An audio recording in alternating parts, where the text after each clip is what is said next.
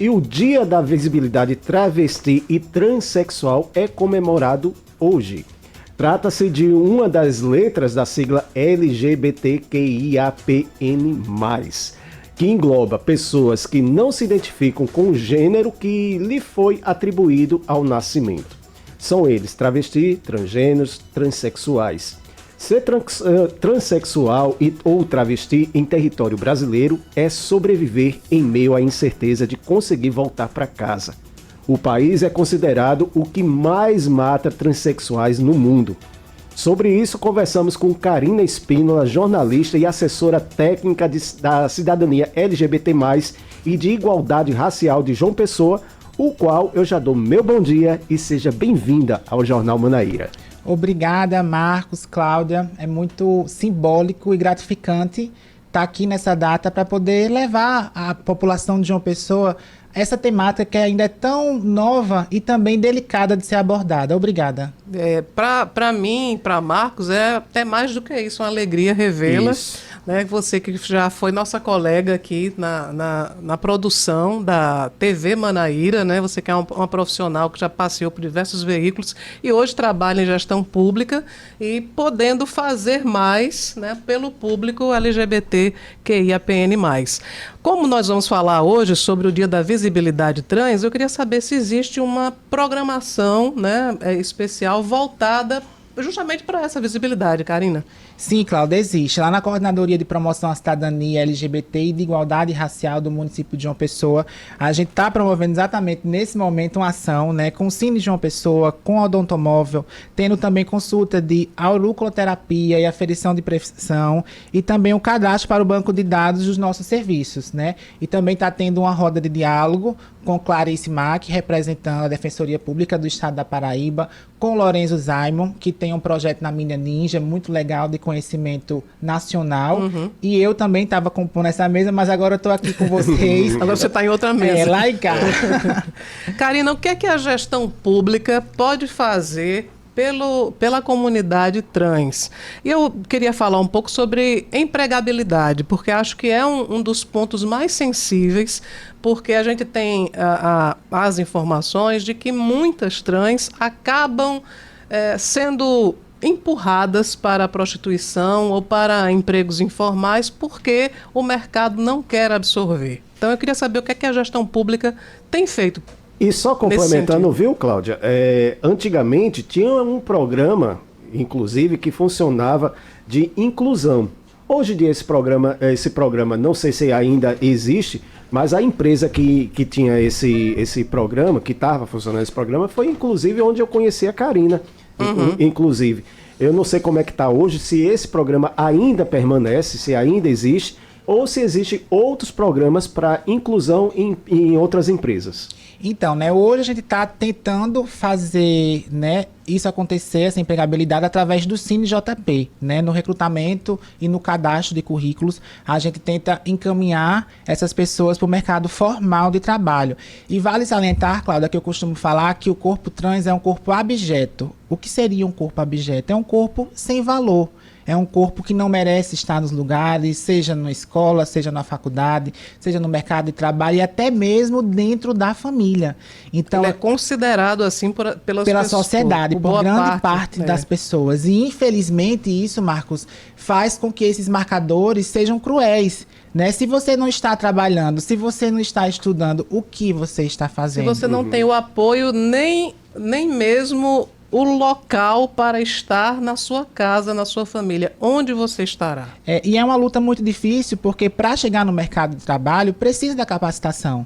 Precisa do ensino médio, precisa de um curso técnico. Cada vez mais a gente sabe como o mercado é competitivo, como o número da população de João Pessoa vem crescendo, né? Então, a cada vez mais a gente vê essa dificuldade, mas a gente também tem que ver que existem pessoas trans dentro da gestão, não só no espaço LGBT, mas tem guarda civil, mas tem pessoas que estão trabalhando em equipamentos de saúde que são trans, né? Não é por sermos trans que devemos viver dentro do nosso, que devemos estar sempre estigmados acostumadas a estar em órgãos que sejam LGBTs.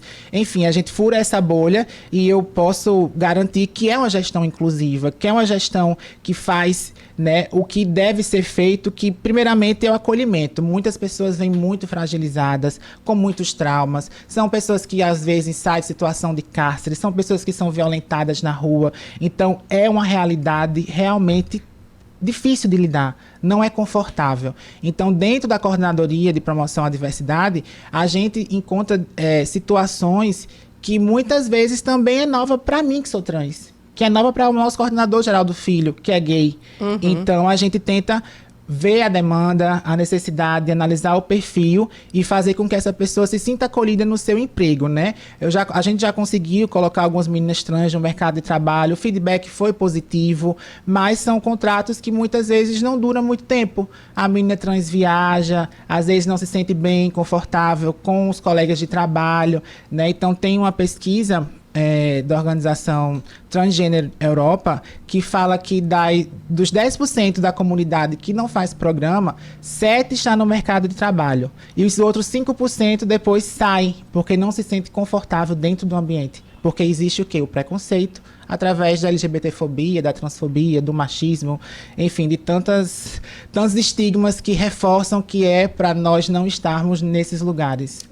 Ano passado eu tive a satisfação de ser convidada para apresentar um prêmio da Associação Iguais, e todos os anos a Iguais, da qual Karina também faz parte, ela premia, ela reconhece e homenageia as empresas e pessoas que atuam pela inclusão das pessoas transgêneros no mercado de trabalho.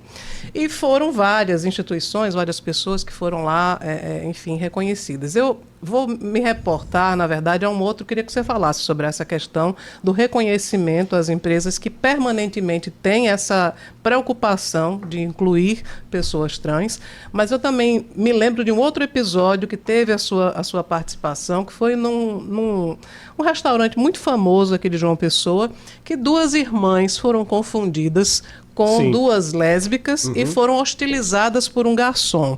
Houve uma mobilização na época e a associação também da época Iguais foi chamada para fazer um trabalho com os colaboradores daquele estabelecimento, porque não basta somente botar cartaz dizendo que é tolerante. É preciso ser, de fato, tolerante e muitas vezes as pessoas não são, né? Eu queria que você falasse sobre isso.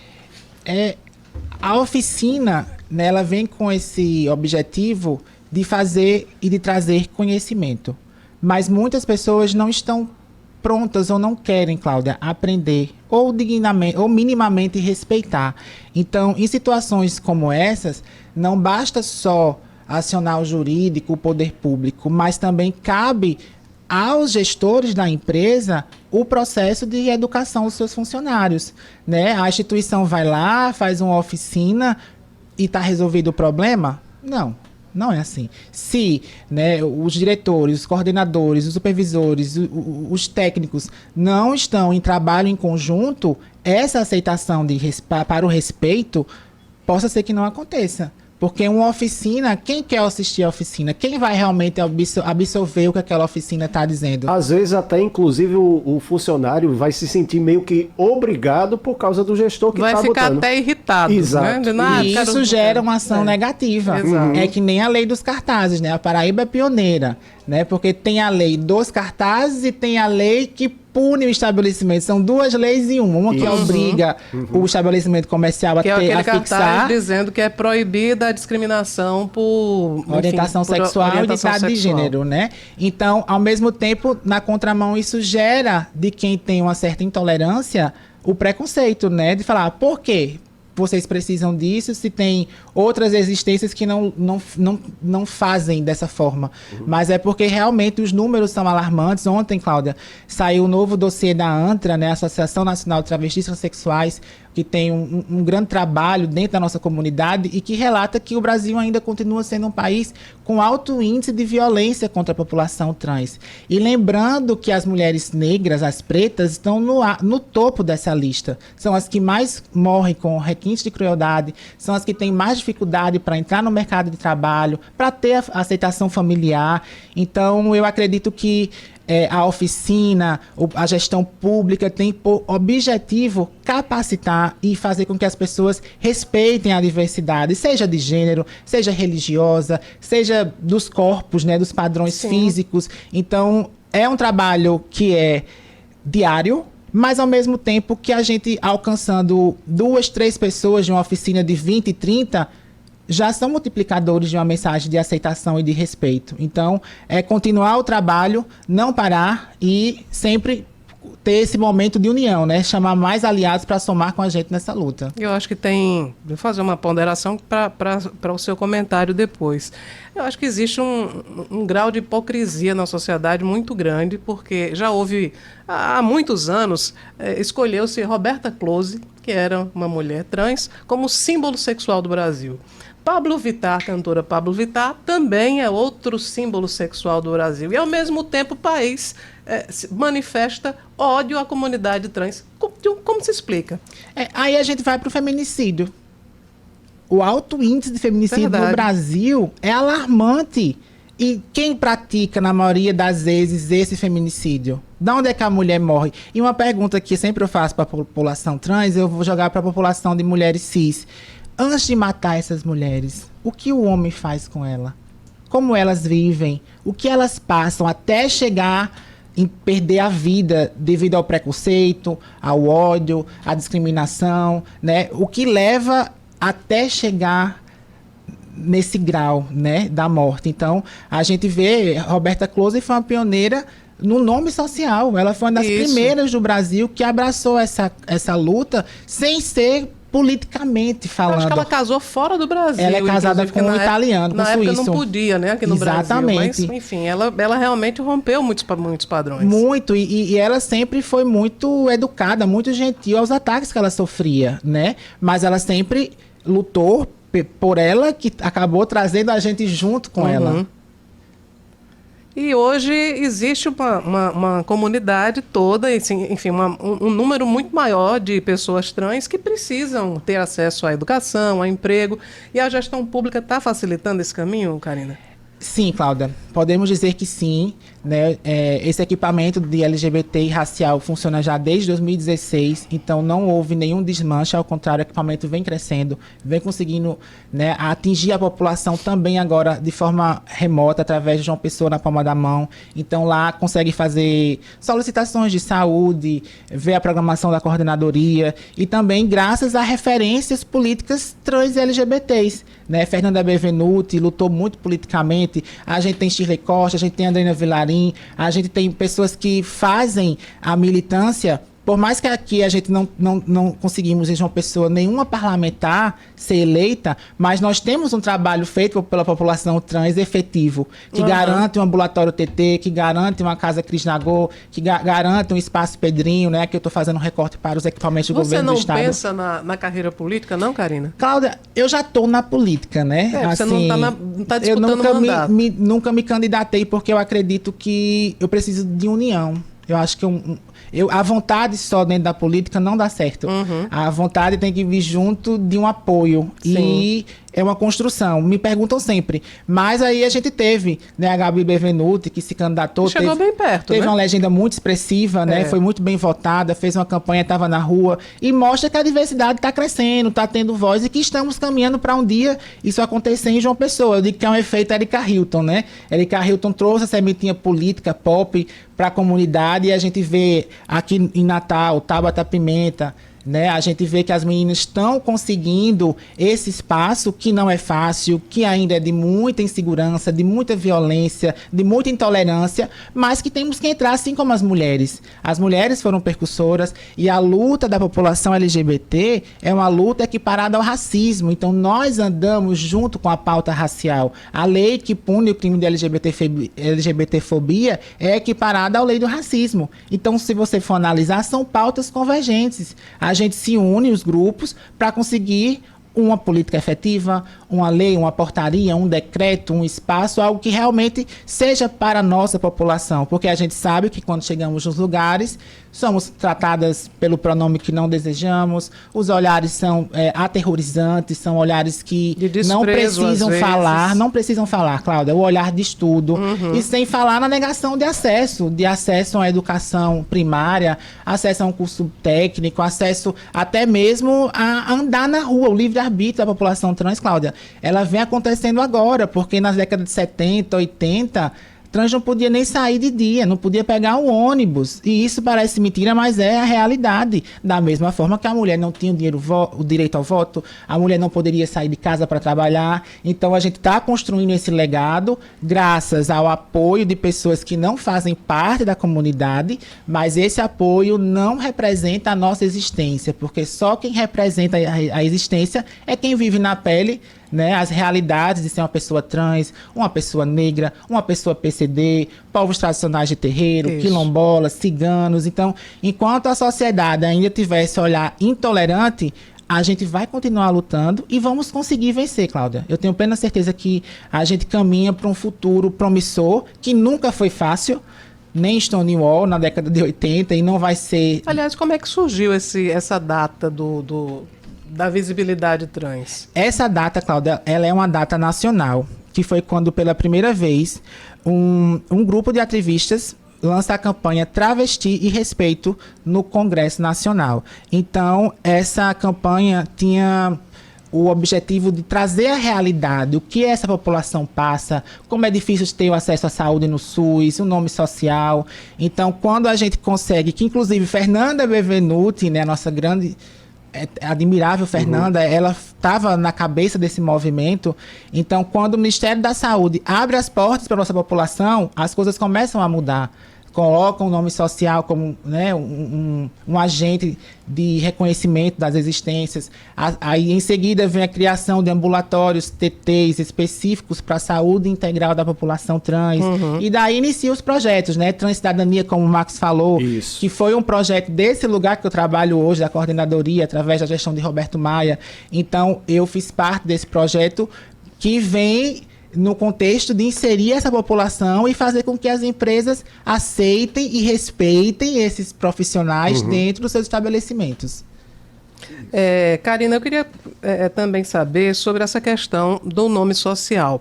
Quais são os procedimentos para, por exemplo, um adolescente, uma adolescente que precisa, que ela tem convicção, né, da sua identidade de gênero e ela quer começar esses procedimentos? Onde ela faz, onde essa pessoa faz isso?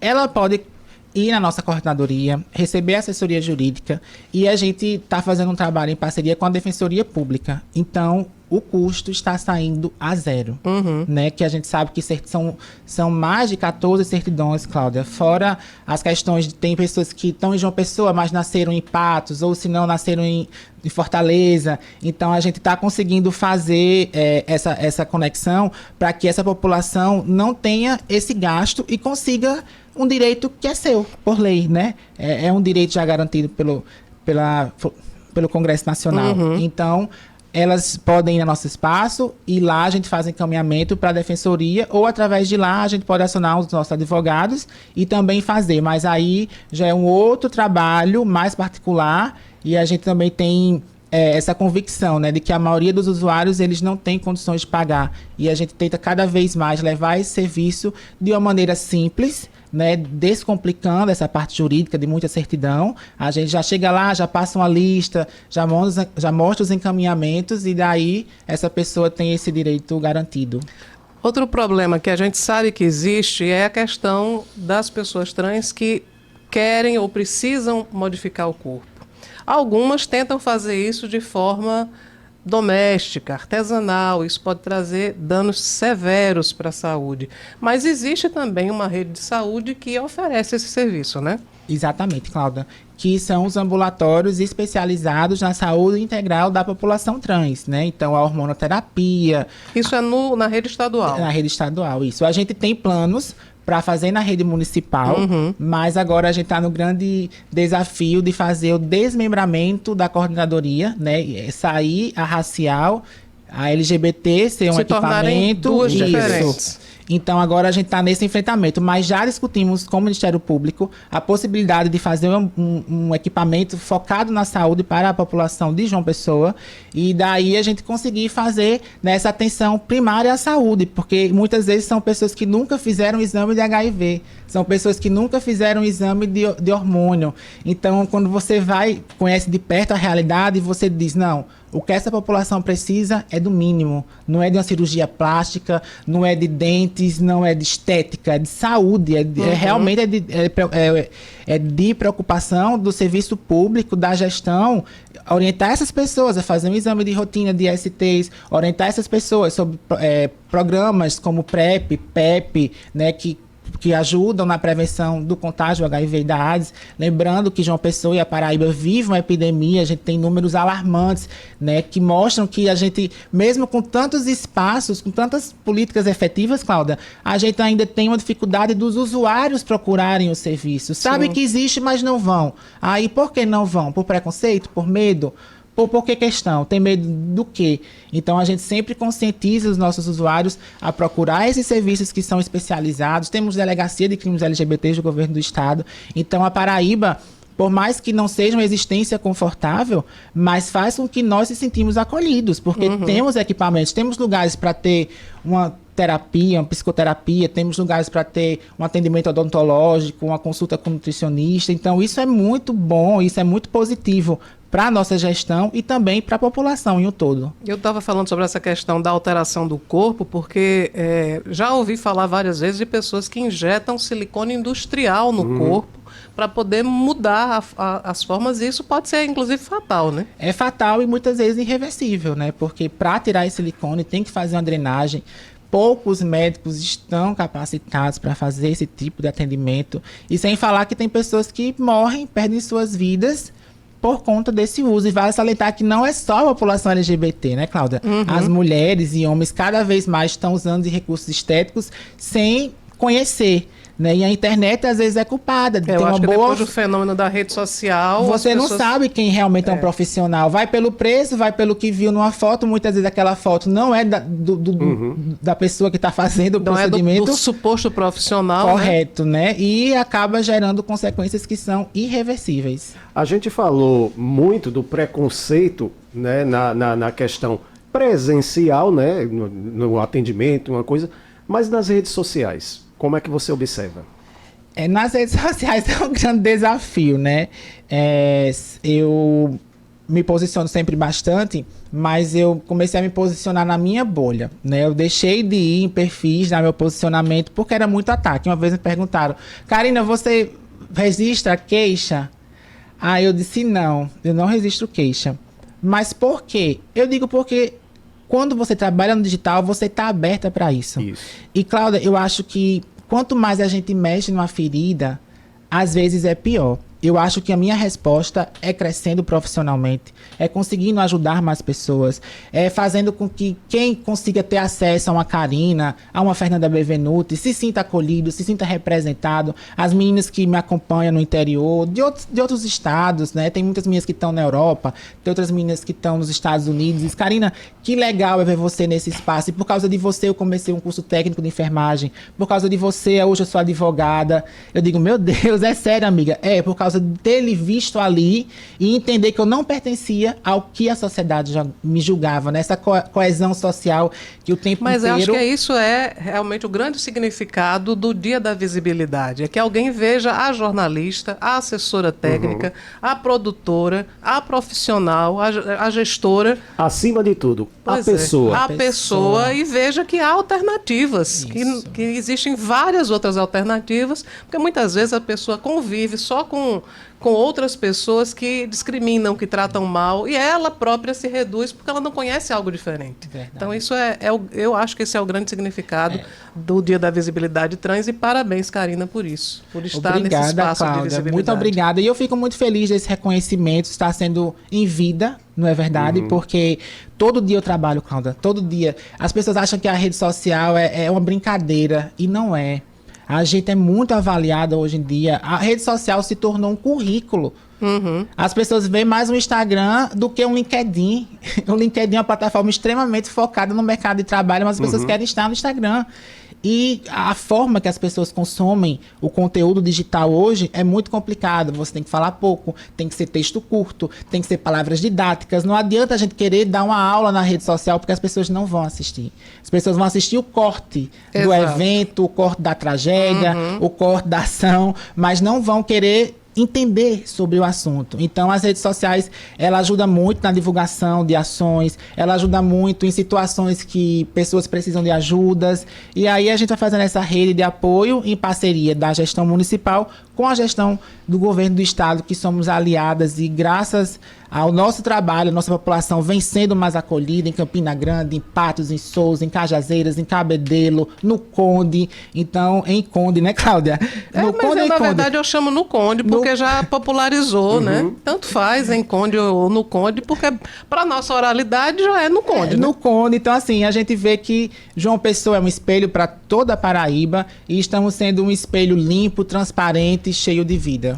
A nossa ouvinte Rosa Aguiar, né, uma grande jornalista, manda mensagem aqui, diz: o ser humano é avaliado pela profissão, pela ética, e as pessoas trans, como são pessoas humanas, também devem ser. Né? E tem muita objetificação do corpo trans, né? Tem. Tanto da pessoa trans masculina quanto da feminina, que é um corpo que nasceu para servir determinadas formas que a gente sabe que não é real, e a gente vem na contramão disso, mostrando que somos pessoas capazes de estar no mercado de trabalho, construir família, fazer ONGs, organizações de apoio, e assim a gente construir um futuro melhor para a nossa população. Infelizmente o nosso tempo acabou, Karina. Muito obrigada pela sua presença, parabéns pelo seu trabalho, e sempre tem aqui um espaço para divulgar, né, a visibilidade trans. Muito obrigada, Cláudio, Marcos, essa família, a Rádio Manaíra. Estou muito feliz de estar aqui, é sempre uma emoção. E dizer que estamos abertos hoje até as 14 horas na Casa Amarela, Parque Solano Lucena, ali em frente à Lagoa. Então, quem quiser esse encaminhamento, mercado de trabalho... Por trás do cassino, né? Exatamente. Quem quiser esse encaminhamento, mercado de trabalho, fazer parte do nosso banco de dados, sinta-se à vontade. Estamos lá abertos para receber todas, todos e todes.